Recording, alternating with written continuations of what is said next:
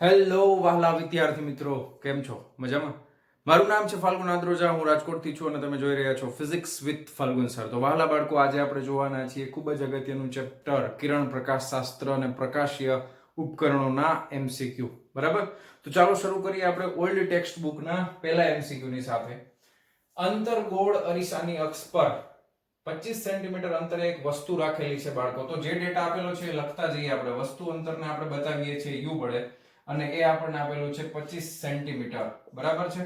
આ થઈ જશે 25 સેન્ટીમીટર. ઓકે. અને અરીસાની કેન્દ્ર લંબાઈ 20 સેન્ટીમીટર હોય એટલે કે F બરાબર કેન્દ્ર લંબાઈ કેટલી થઈ જશે? 20 સેન્ટીમીટર હોય તો મળતું લેટરલ મેગ્નિફિકેશન કેટલું થશે? ઓકે.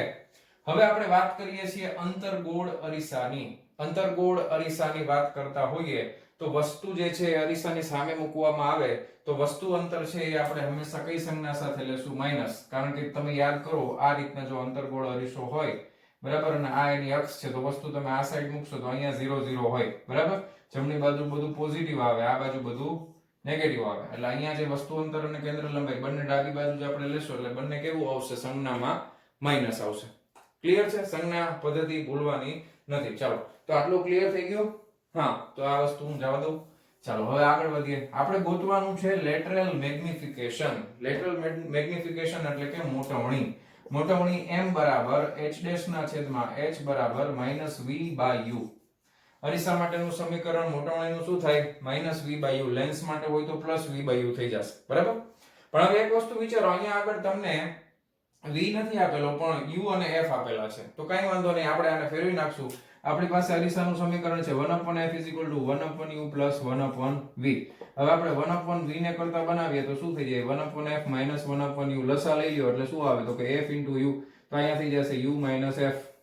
સમજાય છે? હવે આપણે v ને કરતા બનાવી દઈએ તો આ ઉલટું થઈ જશે fu ના છેદમાં u - f. ઓકે, આ u ને છેદમાં લઈ લઈ તો v/u = f ના છેદમાં u - f. અથવા તમે આ ડાયરેક્ટ યાદ રાખશો તો પણ કાઈ પ્રોબ્લેમ નથી. બરાબર? હવે આ v/u મળી ગયું છે તો આપણે અહીંયા -v/u કરી નાખીએ. તો હવે જો માઈનસ વડે ગુણી નાખીએ છીએ, -v/u = f ના છેદમાં f - u. બરાબર? અહીંયાથી માઈનસ મેં બહાર કાઢી લીધું તો f/f - u થઈ જશે. તો મોટવણીનું સમીકરણ આપણને મળી ગયું છે m = f ના છેદમાં f - u. ઓકે. હવે આપણે અહીંયા કિંમત મૂકવાની છે, ખાલી બસ વાર્તા પૂરી થઈ ગઈ. અથવા તમે આ સમીકરણ સીધે સીધું યાદ રાખો તો પણ well and good. Well and good. f/f - u મોટવણી અરીસા માટે સીધી. તો આ f કેટલા છે? તો કે -20 ના છેદમાં આ -20 - u એટલે આ -25. ખાસ માઈનસ છે તો બધું કૌંસમાં રાખવાનું એટલે કઈ વાંધો આવે નહીં. તો આ -20 ના છેદમાં -20 + 25 થઈ ગયા. રાઈટ? તો આ થઈ જશે -20 ના છેદમાં +5. બરાબર? તો આ થઈ જશે -4. કેટલો આવશે જવાબ? -4 છે. ઓપ્શન છે ને? જો આવ્યું option number C is correct. Okay. તો વિડિયો પોઝ કરતા જજો અને વાલા બાળકો બુકની અંદર લખતા જજો, આળસ ના કરતા. અને હવે જોઈએ છીએ આના પછીનો નેક્સ્ટ MCQ. ચાલો બાળકો, બીજા નંબરનો MCQ બોર્ડમાં 2016 માં પૂછાઈ ગયેલો છે.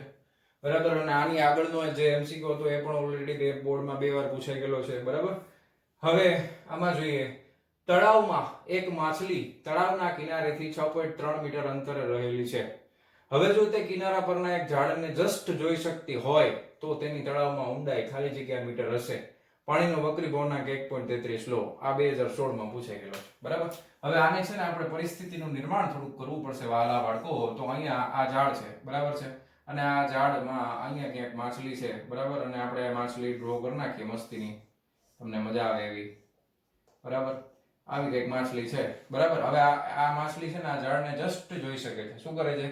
જસ્ટ જોઈ શકે છે. એટલે એક લાઈન છે એ અહીંયાથી આમ જતી હશે, ક્રાંતિકોણ બનાવશે. બરાબર છે? આ ઝાડ માટે અહીંયાથી આપણે જો લંબ દોરીએ તો શું બનાવે? ક્રાંતિકોણ બનાવે ને. એટલે આ જે ખૂણો બનશે એ આપણો ક્રાંતિકોણ છે. એટલે એને આપણે IC વડે દર્શાવીએ. ક્રાંતિકોણને આપણે કેના વડે દર્શાવીએ છીએ? IC. તો અહીંયા યુગ્મ કોણની જોડ બને તો આ ખૂણો પણ કેટલો થાય? IC થાય. સમજાણું? જસ્ટ જોઈ શકે છે. હવે આ તળાવથી કેટલા અંતરે છે? તો આ જે અંતર આપ્યું છે ને આપણે x કહી દઈએ તો આ કેટલું છે? 6.3 મીટર છે. ઓકે, આ 6.3 મીટર. હવે આપણને એમ કીધું છે કે તળાવમાં એની ઊંડાઈ શોધો એટલે ઊંડાઈ તો અહીંયાથી જ માપવાની હોય, અહીંયાથી લંબ અંતર જ માપવી પડે, બરાબર. તો આ અંતર છે ને આપણે y કહી દઈએ ધારો કે, બરાબર. તો આ તો જો કાટકોણ ત્રિકોણનો કર્ણ છે, તો આ અંતર કેટલું થાય? √x² + y² થાય કે નહીં? બરાબર. આકૃતિ સમજાઈ જાય પછી તો સાવ સિમ્પલ છે. હવે આપણને ખબર છે ક્રાંતિ કોણ માટેનું સમીકરણ શું છે વહાલા બાળકો? sin IC = n2 n2 ના છેદમાં n1. હવે અહીંયા તમે જુઓ આ n1 માધ્યમ છે એટલે n1 જે છે એ કેના માટે છે? તો કે n1 છે એ પાણી માટે છે, ઓકે. અને અહીંયા n2 છે, n2 છે એ કોના માટે છે? તો કે હવા માટે છે. તો હવાનો વક્રી ભવનાંક કેટલો હોય વહાલા બાળકો? 1 હોય, બરાબર. અને પાણીનો વક્રી ભવનાંક કેટલો લઈ લઈએ આપણે? n1 બરાબર n લઈ લઈએ, જે આપણને આપ્યો છે 1.33. ક્લિયર? ઓકે. હવે બીજી વસ્તુ, sin θ ની કિંમત મૂકી દઈએ. sin θ બરાબર શું થાય? sin θ બરાબર સામેની બાજુ છેદમાં કર્ણ. sin θ બરાબર સામેની બાજુ છેદમાં કર્ણ. એટલે અહીંયાથી આપણે θ ગણીએ તો sin θ એટલે સામેની બાજુ કઈ થઈ જશે? x. તો આ 6.3 અથવા આપણે x લખી હાલો અત્યારે. x ના છેદમાં કર્ણ એટલે √x² + y² શું થઈ જશે? 1/n. ક્લિયર? બસ. હવે આપણે કઈ નથી, આમાં સિમ્પલ મેથેમેટિક્સ કરવાનું છે, બીજું કઈ ખાસ છે નહીં. આપણે ગોતવાનું છે y, બરાબર. આપણે ગોતવાનું છે y. તો ચાલો ગોતી નાખીએ y. તો x * n = √x² + y². બે બાજુ વર્ગ કરી નાખો તો x² * n² = x² + y². હવે y² ને કરતા બનાવો તો x² કોમન નીકળી જાય તો n² - 1. એક સ્ટેપ ખાઈ ગયો હું, ખબર પડી? જો y² ને બનાવો તો આ x² સામે જાય તો -x² થઈ જાય, તો એમાંથી x² કોમન કાઢી લે એટલે અંદર શું વધે? n² - 1. હવે મારે ખાલી y જોઈએ છે તો y બરાબર √x² અને √ બેને અલગ આપણે લખી નાખીએ n² - 1.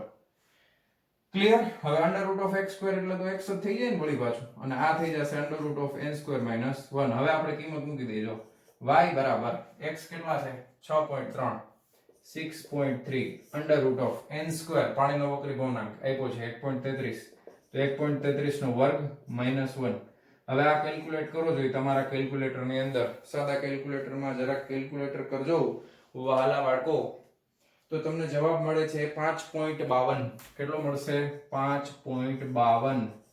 કેમાં આપ્યું છે અંતર? મીટરમાં. ઓકે, તો metre. Option number B is correct.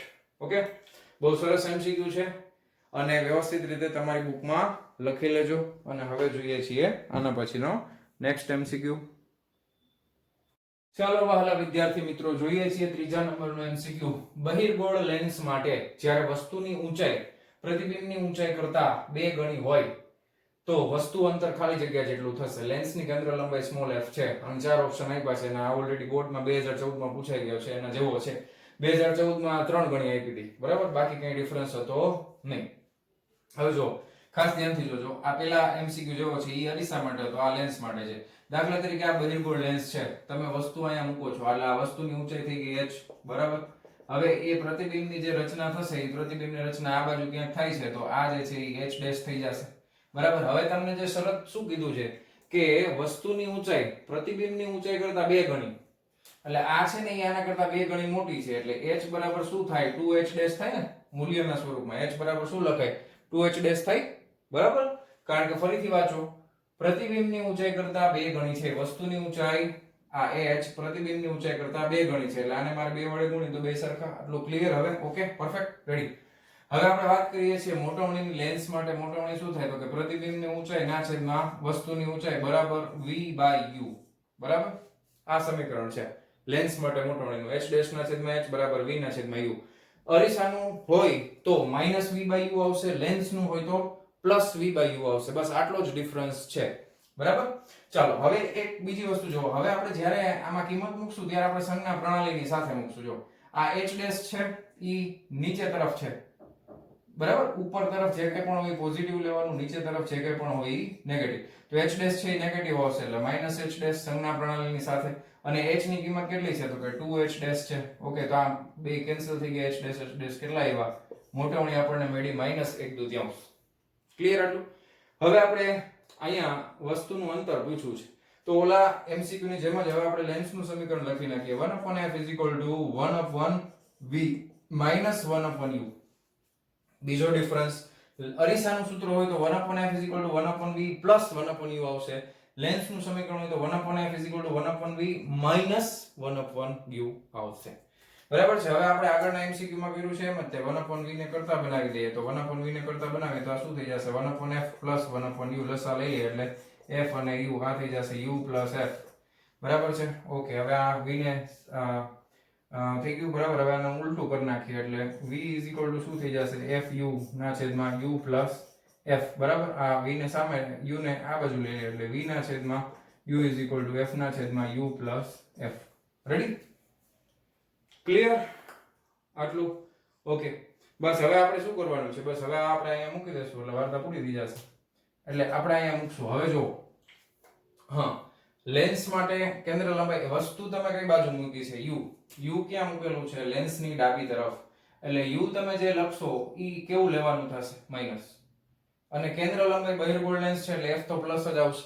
એટલે હવે અહીંયા ખાસ ધ્યાનથી જોજો, f ના છેદમાં આ u હું મૂકું છું -u + f. સમજાણું શું કામ મૂક્યું માઈનસ? કારણ કે વળી પાછી સંજ્ઞા પદ્ધતિ તો યુઝ કરવી જ પડશે બાળકો. ડાબી તરફ છે તો માઈનસ આવશે, જમણી તરફ હોય તો પ્લસ આવે. ઓકે, હાલ હવે આપણે આનો સંબંધ u જે છે એ કેટલું છે એ ગોતવાનું છે ને. ચાલો આપણે હવે કરી નાખીએ, કઈ વાંધો નથી.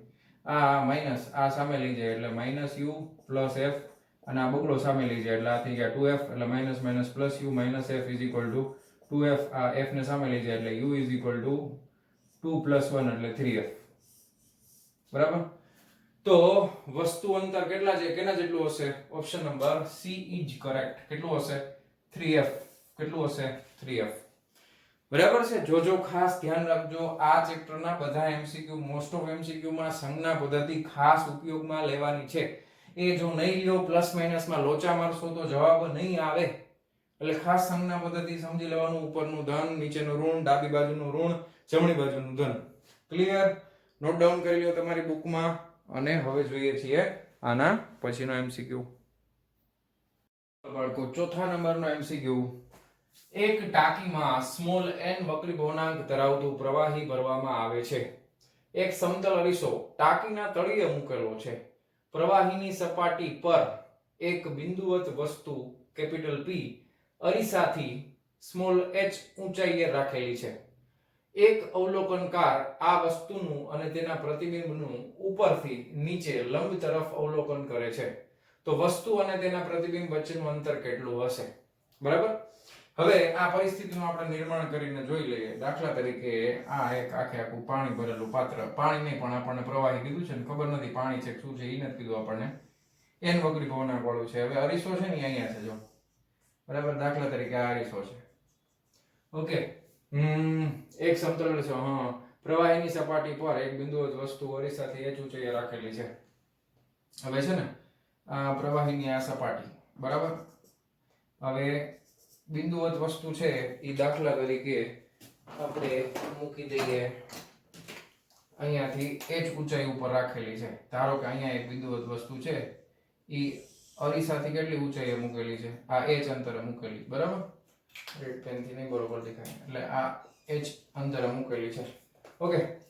હવે આપણને એમ કીધું છે કે અને આ જે પ્રવાહી છે એનો વક્રી ભવનાંક આપણને આપેલો છે સ્મોલ n. અને બહારના માધ્યમમાં હવા હોય તો એનો વક્રી ભવનાંક કેટલો થાય? તો કે એનો વક્રી ભવનાંક n બરાબર થશે 1. બરાબર. અથવા n ને n1 કહી દે, આને n કહી દે. વળી પાછું એમ થાય છે કે બે n ક્યાંથી હોય? પાણીનો n રાખીએ. બરાબર. અને આને આપણે n2 કહી દઈએ. n2 બરાબર n. ધારો કે હાલો. હવે એક વસ્તુ તમે સમજજો વ્યવસ્થિત રીતે કે આ રીતે આખું પાણી ભરેલું છે. રેડી? ચાલે સુધી. હવે એક અવલોકનકાર છે ને. ઓકે. એક અવલોકનકાર આ વસ્તુનો અને તેના પ્રતિબિંબનું ઉપરથી નીચે લંબ તરફ અવલોકન કરે છે. એટલે આંખ જે છે એ અવલોકનકારની અહીંયા ક્યાંક હોય. બરાબર. આ રીતે ઈ આમ જોવે છે નીચે તરફ. ઓકે. અને આ વસ્તુ ને એનું પ્રતિબિંબ અને આ સમતલ અરીસો છે. બરાબર. તો વસ્તુ અને તેના પ્રતિબિંબ વચ્ચેનું અંતર કેટલું હશે? તો વસ્તુ અને તેનું પ્રતિબિંબ. હવે પ્રતિબિંબ ખરેખર સમતલ અરીસો હોય તો નોર્મલી હવા હોય. બરાબર છે? હવા હશે હવા. તો તમારું પ્રતિબિંબ અરીસામાં કેટલું દૂર દેખાય? જેટલા તમે ખરેખર અરીસાથી આગળની તરફ દૂર હોય એટલું જ પ્રતિબિંબ પાછળની તરફ દૂર હોય. પણ અહીંયા વાત કરવાની છે, અરીસો જે છે એ આ વસ્તુને જોવે છે, બરાબર? આ વસ્તુને કોણ અત્યારે અરીસો જોશે ને? તો એ હવા નથી, એ માધ્યમનો વક્રી ભવનાંક કેટલો છે? n. તો જ્યારે પણ આપણે પાણીની અંદર કોઈ વસ્તુનું ઓબ્ઝર્વેશન કરીએ તો એ વસ્તુ જે છે દૂર હોય તો એ આપણને નજીક આવેલી દેખાય. કેવી દેખાય? નજીક આવેલી. તો એ ખરેખર અહીંયા ક્યાંક અરીસાને અહીંયા દેખાતી હશે. ખરેખર વસ્તુ અરીસાને ક્યાં દેખાતી હશે? અહીંયા. તો આ અરીસા માટેનું આભાસી પ્રતિબિંબ, આભાસી ઊંચાઈ અરીસા માટેની hi છે. અને આ ટોટલ ઊંચાઈ અહીંયાથી અહીંયા કેટલી છે? તો કે આખે આખી h છે, બરાબર? અને આ hi છે. તો આપણે h અને hi વચ્ચેનો સંબંધ પહેલા મેળવી લઈએ, બરાબર? hi અને h વચ્ચેનો શું સંબંધ છે? તો વસ્તુ hi નાનું છે, તો એક વસ્તુ યાદ રાખો, આ નાનું થાય ને વક્રી ભવનાંક વડે ભાગી નાખો. સિમ્પલ વસ્તુ, બરાબર? hi બરાબર h ના છેદમાં n. હવે આ n ને સાહેબ તમારે બે હરકત થઈ છે, તો આ બસ n. hi બરાબર શું થઈ ગયું? h ના છેદમાં n. કારણ કે તમે જો અંતર નાનું થાય તો વક્રી ભવનાંક વડે ભાગો, કારણ કે વક્રી ભવનાંક એક કરતા મોટો જ હોય તો એને ભાગો તો એ આ નાનું થાય ને. h ને તમે n વડે ભાગી નાખો તો નાનું થાય ને અંતર, ગુણી નાખશો તો મોટું થઈ જશે. એટલે એવો કેસ આવે કે જ્યારે બહાર હોય, પાણીની બહાર, તો આપણને વસ્તુ દૂર દેખાય તો આપણે વક્રી ભવનાંક વડે ગુણી નાખવાનું. આ સિમ્પલ ટ્રીક યાદ રાખવાની. તો આ જે છે એ ખરેખર આભાસી અંતર અરીસા માટે છે. તો અરીસાને ખરેખર અરીસાને પોતાને વસ્તુ છે ને અહીંયા દેખાશે. તો અરીસો પોતે પ્રતિબિંબ જે રચશે એ એટલું દૂર રચશે કે નહીં? બરાબર? તો ખરેખર આ વસ્તુ અને એનું પ્રતિબિંબ અરીસામાં જે દેખાય છે ઈ બે વચ્ચેનું અંતર કેટલું થઈ જાય? 2hi થાય કે નહીં? થાય કે નહીં? 2hi. તો કેટલું થઈ જશે? 2h divided by n. 2h divided by n. ધ્યાનથી સમજવાનો છે વ્યવસ્થિત રીતે, બરાબર? તો કયો ઓપ્શન સાચો છે? Option number B is correct. Ready? તો નોટ ડાઉન કરી લેજો તમારી બુકમાં. અને હવે જોઈએ છીએ આના પછીનો નેક્સ્ટ MCQ.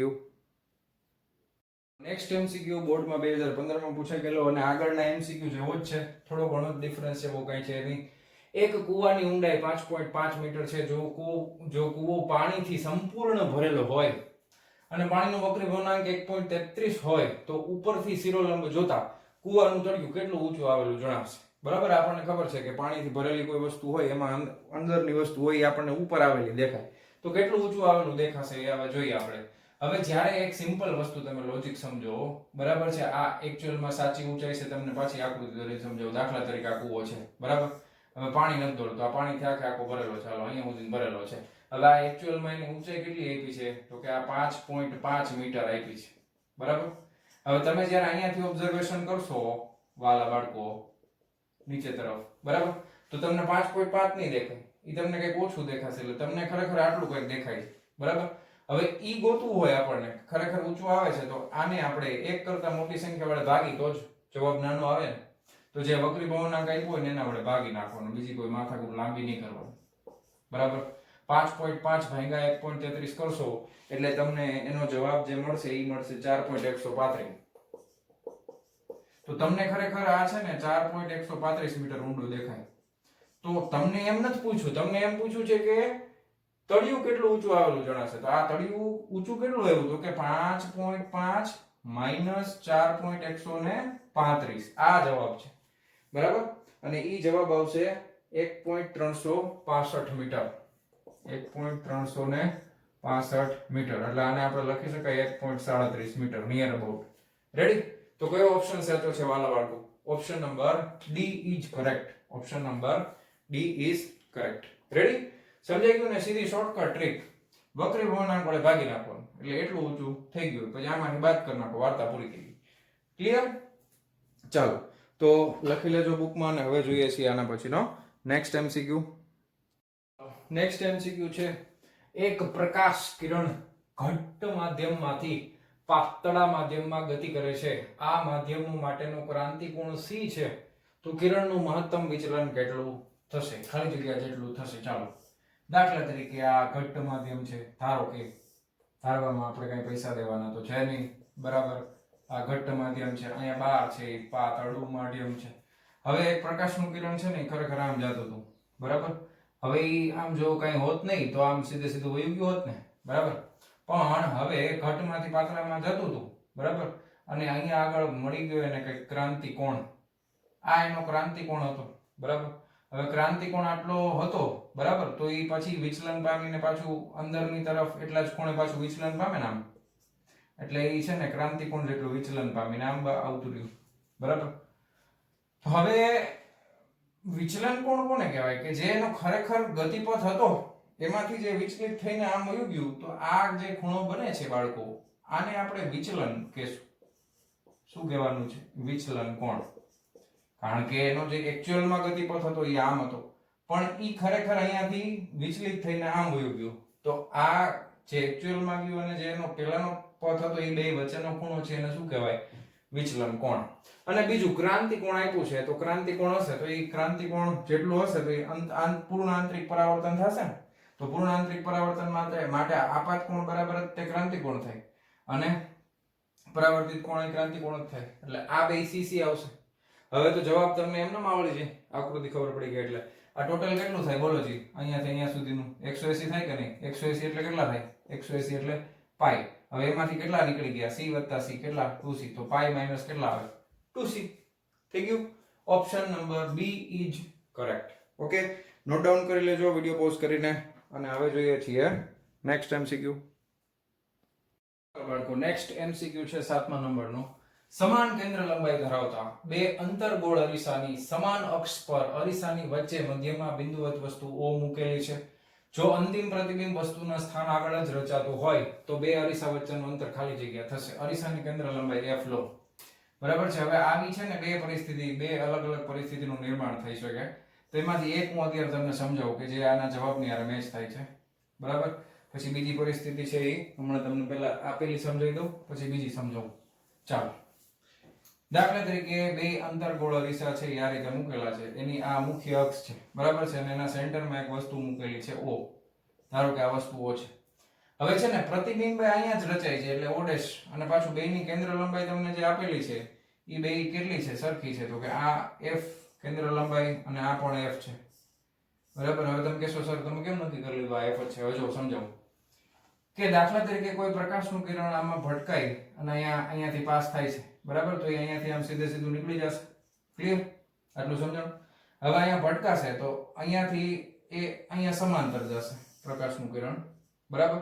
સમાંતર જશે તો વળી પાછું અહીંયાથી પરાવર્તિત થઈ અને આ અરીસાના મુખ્ય કેન્દ્રમાંથી પસાર થાય, બરાબર, તો જ O વસ્તુનું પ્રતિબિંબ O ડેશ છે અહીંયા રચાય, બરાબર. અને વળી પાછું અહીંયા ભટકાય અને પાછું અહીંયાથી કેવું જશે? સમાંતર. ઓકે, હવે માર્ગ કોઈ પણ હોઈ શકે. આ તરફ જઈ શકે પ્રકાશનું કિરણ, અથવા તો આ તરફ ઊંધી બાજુ જઈ શકે ને, એવું જરૂરી થોડું છે આ જ બાજુ જાય, બરાબર. આમ કોઈ પણ માર્ગ ઉપર જાય તો અહીંયા ને અહીંયા પાછું ભટકાશે, બરાબર. તો જ પ્રતિબિંબ અહીંયા મળે ને, આવી પરિસ્થિતિ નિર્માણ થઈ તો જ. બાકી તો પ્રતિબિંબ અલગ અલગ જગ્યાએ મળે, બરાબર. તો એટલા માટે તમે કહી શકો કે f વત્તા f, તો બે અરીસા વચ્ચેનું અંતર કેટલું થઈ ગયું? f પ્લસ f કેટલું થઈ ગયું? 2f. ઓકે, હવે અહીંયા દાખલા તરીકે 2f ઓપ્શન ન આપ્યો હોત અને જો એક ઓપ્શન આપ્યો હોત 4f અને 2f નો હોત, બરાબર. આ બે ઓપ્શન કોઈ દિવસ હારે નહીં આપે. એક વસ્તુ સમજો, શું કામ એ પણ સમજો. તમને ખબર છે કે અરીસો હોય એનું જે વક્રતા કેન્દ્ર છે C, જ્યારે એમાંથી પ્રકાશનું કિરણ પસાર થાય વક્રતા કેન્દ્રમાંથી, તો એ ભટકાઈને વળી પાછું ત્યાં જ આવે. તો વક્રતા કેન્દ્ર અને અહીંયા વચ્ચેનું અંતર કેટલું થઈ જાય? 2f થઈ જાય, જો વક્રતા કેન્દ્ર હોય તો. સમજાય છે? તો 2f તો આ નહીં આવે, આ લાઈન નહીં આવે, સમજાય છે? તો એ સામે ભટકાઈને સામે જ જાય, ભટકાઈને પાછા ન આવે. જો વક્રતા કેન્દ્ર C હોય, અહીંયા આ વક્રતા કેન્દ્ર C હોય તો પ્રકાશનું કિરણ છે એ ભટકાઈને લંબ જ પાછું આવે, બરાબર. તો આ અંતર છે એ 2f થાય ને આ પણ 2f થાય, તો 2f પ્લસ 2f કેટલું થાય? 4f. તો જો બીજા કોઈ ઓપ્શનની અંદર 4f આપ્યો હોય, 2f નો આપ્યો હોય, તો 4f સાચું છે અને અહીંયા આગળ કયું સાચું છે? 2f સાચું છે. ક્લિયર? ઓકે, તો નોટ ડાઉન કરી લેજો. અને હવે જોઈએ છીએ આના પછીનો નેક્સ્ટ એમસીક્યુ. વિદ્યાર્થી મિત્રો, 2016 માં પૂછાઈ ગયેલો એમસીક્યુ 8મા નંબરનો. 1.5 જેટલો વક્રીભવનાંક ધરાવતા પાતળા લેન્સની કેન્દ્ર લંબાઈ 20 સેન્ટીમીટર છે, જ્યારે તેને 1.33 જેટલો વક્રીભવનાંક ધરાવતા પ્રવાહી ઉપર મૂકવામાં આવે ત્યારે તેની કેન્દ્ર લંબાઈ ખાલી જગ્યા સેન્ટીમીટર થશે, બરાબર. હવે સૌથી પહેલા જે ડેટા આપ્યો છે એ લખતા જઈએ અને પછી આપણે વિચારીએ આગળ શું કરવું, બરાબર. 1.5 જેટલો વક્રી ભવનાંક ધરાવતા પાતળા લેન્સ, એટલે લેન્સનો વક્રી ભવનાંક છે એટલે n ઓફ ગ્લાસ, લેન્સ કેમાંથી બનાવ્યો હોય? કાચમાંથી, એટલે n of glass is equal to 1.5. કેન્દ્ર લંબાઈ, આ કેન્દ્ર લંબાઈ હવામાં માપેલી હશે ને, એટલે કેન્દ્ર લંબાઈ f, હવા એટલે એર, એટલે fa is equal to 20 centimetre. Okay, જ્યારે તેને 1.33 જેટલો વક્રી ભવનાંક ધરાવતા પ્રવાહીનો વક્રી ભવનાંક એટલે n of liquid is equal to 1.33. Okay, ત્યારે તેની કેન્દ્ર લંબાઈ એટલે કેન્દ્ર લંબાઈ f of f into liquid, આ લિક્વિડમાં કેન્દ્ર લંબાઈ ગોતવાની છે. ઓકે, ક્લિયર એટલું? પાકું? તો વહાલા બાળકો, હવે આપણે શું કરશું તો કે આના માટે લેન્સ મેકરનું સમીકરણ વાપરવું પડશે. કોનું સમીકરણ વાપરવું પડશે? લેન્સ મેકરનું સમીકરણ. તો લેન્સ મેકરનું સમીકરણ શું છે? 1/f is equal to n/1 - 1 1/r1 - 1/r2. બરાબર? હવે આને આપણે આ રીતે લખાય, n/1 એટલે n2/n1 બરાબર -1 1/r1 - 1/r2. ઓકે, એટલે આ થઈ જશે n2 - n1 ના છેદમાં n1 1/r1 - 1/r2. ક્લિયર? આ લેન્સ મેકરનું સમીકરણ છે, આ તમને યાદ જ હશે. બરાબર? 1/f is equal to. પણ હવે આ લેન્સની કેન્દ્ર લંબાઈ આપણે બે અલગ અલગ માધ્યમની વાત કરેલી છે, એટલે આપણે n2 n1 ના ફોર્મમાં નહીં લખીએ, n ઓફ ગ્લાસ અને n ઓફ લિક્વિડ, અને બીજું છે n ઓફ એર. બરાબર? એની તો જરૂર પડશે, હવામાં તો હશે અને લિક્વિડમાં હશે. એટલે હવાનો વક્રી ભવનાંક 1 છે, પ્રવાહીનો 1.33 છે અને ગ્લાસનો 1.5 છે. તો પહેલા આપણે વાત કરીએ લેન્સની હવામાં કેન્દ્ર લંબાઈ. બરાબર? લેન્સની હવામાં કેન્દ્ર લંબાઈ એટલે 1/f of air is equal to, બરાબર છે, હવામાં છે એટલે n2 માધ્યમમાં શું આવશે? n2 એટલે glass, n of glass minus હવા એટલે n ઓફ એર ના છેદમાં n ઓફ એર. આ તો એમનેમ રહેશે 1/r1 - 1/r2. આ સમીકરણ 1 છે. ઓકે, હવે સમીકરણ 2, હવા લેન્સની પ્રવાહીમાં કેન્દ્ર લંબાઈ. લેન્સની પ્રવાહીમાં કેન્દ્ર લંબાઈ, લેન્સ મેકરનું સમીકરણ 1/f of liquid is equal to n of glass minus n of liquid upon n of liquid 1/r1 - 1/r2. સમીકરણ નંબર 2. હવે આપણે શું ગોતવાનું છે? પ્રવાહીમાં કેન્દ્ર લંબાઈ ગોતવાની છે ને, એટલે f ઓફ લિક્વિડ ગોતવાનું છે. તો આપણે કામ કરીએ, સમીકરણ 1 ભાગ્યા સમીકરણ 2 કરી નાખીએ. 1/2 એટલે છેદનો છેદ અંશમાં આવી જશે, અંશનો છેદ છેદમાં આવી જશે, એટલે આ થઈ જશે f ઓફ l ના છેદમાં f of a is equal to. બરાબર? હવે 1/2 કર્યું છે એટલે જો 1/r1 - 1/r2 ઉપર નીચેથી ઉડી જશે. વધશે શું? પેલા f ઓફ f આ લખી નાખીએ, n of glass minus n of air upon n of air into આ અંશમાં હતું, હવે આ છેદમાં છે, તો છેદનો છેદ પાછો અંશમાં વહી જાય, n ઓફ લિક્વિડ અને આ n of glass minus n of liquid. Ready? Okay, બસ. બાકી તો હવે આપણે આમાં કિંમત મૂકવાની, બીજું કંઈ કરવાનું છે નહીં. f of l is equal to, આ f ઓફ a ગુણાકારમાં આવી જશે. કેટલું છે? 20 સેન્ટીમીટર છે. બરાબર? ધ્યાન રાખજો. તો જવાબ સેન્ટીમીટરમાં જ આવશે, આપણે બીજું તો કંઈ એકમ અત્યારે કન્વર્ટ કરવાની જરૂર નથી પડે એવું. n of glass 1.5 minus air 1, બરાબર, n ઓફ લિક્વિડ 1.33 છે ને, ના છેદમાં n of glass 1.5 minus n of liquid 1.33. Okay, હવે આ કેલ્ક્યુલેશન તમે કરો તો 20 ગુણ્યા દોઢ માંથી 1 જાય તો 0.5 ગુણ્યા 1.33 ના છેદમાં ભાગાકારમાં, હવે આ 1.5 માઈનસ 1.33, 0 માંથી 3 નો જાય, 10 માંથી 3 જાય તો 7, 4 માંથી 3 જાય તો 1, એટલે આ થઈ ગયું 0.17. બરાબર? હવે આ ગુણાકાર ભાગાકાર તમે તમારા કેલ્ક્યુલેટર ની અંદર કરશો વાલા બાળકો, એટલે આનો જવાબ તમને મળશે 78.24. 78.24 અને શું છે એકમ તો કે સેન્ટીમીટર. ક્લિયર? સમજાઈ ગયું શું કર્યું એ? હવે આપણે એક્ચ્યુઅલમાં ટેક્સ્ટ બુક પ્રમાણે તમે n2 n1 યાદ રાખ્યું હોય ને, પણ આપણે અહીંયા આગળ ત્રણ અલગ અલગ વસ્તુની વાત કરીએ છીએ, હવાની, પાણીની અને લેન્સના દ્રવ્યની. તો ત્રણેય માટે વક્રી ભવનાંકને આપણે સિમ્બોલ વડે દર્શાવીએ. G ફોર ગ્લાસ, બરાબર છે, એટલે લેન્સ કેમાંથી બનાવ્યો હોય? કાચમાંથી. ગ્લાસ એટલે કાચ. પછી A ફોર એર એટલે હવા, અને L ફોર લિક્વિડ એટલે પ્રવાહી. બરાબર છે, અને કેન્દ્ર લંબાઈ લિક્વિડમાં અને હવા માટે n ઓફ a કેટલું થાય 1, અને લેન્સ મેકરનું સમીકરણ વાપરવાનું છે, બે સમીકરણનો ગુણોત્તર લઈ લેવાનો છે, એટલે ફટાક દઈને જવાબ આવી જશે. ઓકે, તો લખી લેજો તમારી બુકમાં. અને હવે જોઈએ છીએ નેક્સ્ટ એમસીક્યુ. તો નેક્સ્ટ 9મા નંબરનો એમસીક્યુ.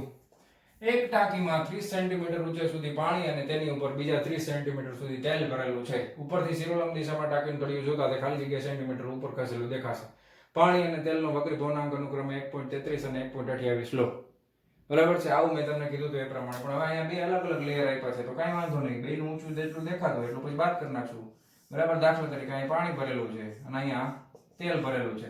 પાણીનો વક્રી ભવનાંક કેટલો આપ્યો છે? પાણીનો 1.33 આપ્યો છે. તેલનો કેટલો આપ્યો છે? 1.28. અને આ કેટલું છે? બે 30 સેન્ટીમીટર ઊંચાઈ સુધી ભરેલા છે ને. હવે પેલા આપણે એવું માની લઈએ કે તેલ નથી ને ખાલી પાણી છે, ને ઉપરથી જો તળિયું કેટલું ઊંચું આવેલું દેખાય. મેં તમને કીધું હતું ઊંચું આવેલું દેખાય એટલે શું કરવાનું? વક્રી ભવનાંક વડે ભાગી નાખવાનું. એટલે 30 ભાગ્યા 1.33 કરી નાખશું.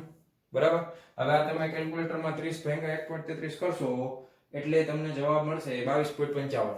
આનો કેટલો મળશે? 22.55 સેન્ટીમીટર. ઓકે, હવે ખાલી પાણી હોય તો આટલું. હવે માની લો પાણી નથી ખાલી તેલ છે, તો ખાલી તેલ હોય તો 30 ભાગ્યા 1.28 કરવાનું. બરાબર, અને આ તમે કેલ્ક્યુલેટરમાં કરશો એટલે આવશે 23.43. કેટલા આવશે? 23.43 સેન્ટીમીટર. સમજાણું? હવે આનું આટલું ઊંચું દેખાય, આનું આટલું ઊંચું દેખાય, તો ટોટલ કેટલું ઊંચું દેખાય? તો બેના સરવાળા જેટલું 33.43 વત્તા 22.55. 5 ને 3 8, 5 ને 4 9, 3 ને 2 5, 2 ને 2 4, 45.98. તો 60 માઇનસ 45.98 કરવાનું. એટલું તળિયું ઊંચું આવેલું દેખાય. બરાબર છે, એટલે આ 46 તમે ગણો એટલે કેટલા થયા? 46 ને 4 50 ને 60 એટલે 14.02. કેટલા થાય? 14.02. Option number she is correct. Ready? તો આ સિમ્પલ એમસીક્યુ છે. ઓકે, નોટ ડાઉન કરી લેજો. હવે આ રીતે તમને 3 લેયર આપે, 4 લેયર આપે, બધા આ જ રીતે કરવાના. રેડી? તો હવે જોઈએ છીએ આપણે આના પછીનો નેક્સ્ટ એમસીક્યુ. બાળકો 10મા નંબરનો એમસીક્યુ. એક પાતળા કાચના લેન્સ માટે વક્રતા ત્રિજ્યા કેપિટલ R બરાબર 20 સેન્ટીમીટર હોય તો તેની કેન્દ્ર લંબાઈ f બરાબર ખાલી જગ્યા સેન્ટીમીટર થશે. લેન્સના દ્રવ્યનો વક્રી ભવનાંક આપણને આપ્યો છે 1.5 છે અને તેને હવામાં રાખવામાં આવે છે. બરાબર છે, એટલે હવાનો વક્રી ભવનાંક આપણને ખબર છે n બરાબર કેટલું થાય? 1 થાય. બરાબર, તો હવામાં જ્યારે પાતળા લેન્સને રાખવામાં આવે તો ઓલ્ડ ટેક્સ્ટ બુક ની અંદર તો હિન્ટમાં પાછું આખું સમીકરણ જ આપી દીધું. બરાબર, પણ આપણે યાદ રાખવાનું હિન્ટ હવે તમને નહીં મળે. તો એ 1/f = n - 1/r શું આવશે? પાતળા લેન્સને જ્યારે હવામાં મૂકવામાં આવે ત્યારે એની કેન્દ્ર લંબાઈ આપણને આ સમીકરણ ઉપરથી મળશે 1/f = n - 1/r. હવે તો બહુ સિમ્પલ થઈ ગયું. 1/f = n કેટલા છે? તો કે 1.5 - 1. r કેટલા છે? તો કે 20. બરાબર, તો આ 0.5 ના છેદમાં 20. હવે આ 5 ના છેદમાં 200 થઈ ગયું. 5 ચોક 20 થઈ ગયું 40. તો f બરાબર કેટલું આવ્યું? 40 સેન્ટીમીટર. કેટલું આવશે? 40 centimetre. Okay, option number B is correct. Okay, સૂત્ર યાદ રાખી લેજો. પાતળા લેન્સને હવામાં રાખવામાં આવે તો એની કેન્દ્ર લંબાઈ 1/f = n - 1/r થશે. 1/f = n - 1/r. ઓકે, તો આ નોટ ડાઉન કરી લ્યો. અને હવે જોઈએ છીએ નેક્સ્ટ એમસીક્યુ. તો વાલા વિદ્યાર્થી મિત્રો, જોઈએ છીએ 11મા નંબરનો એમસીક્યુ. આકૃતિમાં દર્શાવ્યા પ્રમાણે આ આકૃતિ આપેલી છે તમને. કાટકોણ પ્રિઝમ, બરાબર, 90 45 45. પ્રિઝમ માટે કિરણ 1, આ કિરણ 1 એ આપાત કિરણ છે, જ્યારે કિરણ 2 એ નિર્ગમન કિરણ છે. આ નિર્ગમન કિરણ છે, પટકાઈને અંદરથી પાછું આવી ગયું. તો પ્રિઝમના દ્રવ્યનો વક્રી ભવનાંક ખાલી જગ્યા થશે. હવે તમે જોઈ શકો છો કિરણ 1 છે એ પ્રિઝમની આ સપાટીમાંથી બહાર નીકળવાનો પ્રયત્ન કરે છે, પરંતુ એનું પૂર્ણ આંતરિક પરાવર્તન થાય છે. આ સપાટી પાસે જ પૂર્ણ આંતરિક પરાવર્તન થઈ જાય છે. ક્લિયર છે? હવે પૂર્ણ આંતરિક પરાવર્તન થાય છે અને આપણે હવે વક્રી ભવનાંક ગોતવાનો છે. તો આ સપાટીને દોરેલો લંબ જે છે આ mn, બરાબર છે. તો ક્રાંતિકોણ કયો બને વાલા બાળકો? ક્રાંતિકોણ છે આ બને ને. આ જે છે એનો ક્રાંતિકોણ હોય કે ના હોય? બરાબર, હવે આ મારે ગોતવાનો છે. આ ક્રાંતિકોણ કેટલો છે એ મારે ગોતવાનો છે. હવે તમે જુઓ, એક વસ્તુ તમે નોટિસ કરજો વાલા બાળકો, કે આ છે ને આ સપાટીને લંબ રૂપે દાખલ થાય છે આ 90 ના ખૂણે. બરાબર. હવે આ ખૂણો 90 નો હોય તો આ પણ 90 નો હોય. બરાબર. હવે આ 90 નો છે, આ 45 નો છે, તો આ વૈધો ઈ કેટલાનો બને? આ જોતા જાવ છો ને, જો આ 90, આ 90, આ 45, તો આ કેટલાનો થાય? આ 45 ડિગ્રી થાય. હવે આ તો સપાટીનો દોરેલો લંબ છે, તો આ 90 હોય અને આ પણ 90 જ હોય, તો 90 માંથી 45 ગયા તો ક્રાંતિકોણ કેટલા ડિગ્રી આવે? 45 ડિગ્રી આવે કે ના આવે? બરાબર. તો આપણી પાસે ક્રાંતિકોણ IC બરાબર કેટલા ડિગ્રી આવી ગયો છે? 45 ડિગ્રી આવી ગયો છે. રેડી. હવે ક્રાંતિકોણનું સમીકરણ જ મૂકવાનું છે, બીજું કાંઈ કરવાનું નથી. sin IC n2 1 આપણે લખીએ છીએ, એટલે n2/n1. હવે n2 છે એ હવાનું માધ્યમ છે, એટલે 1/n થઈ જશે.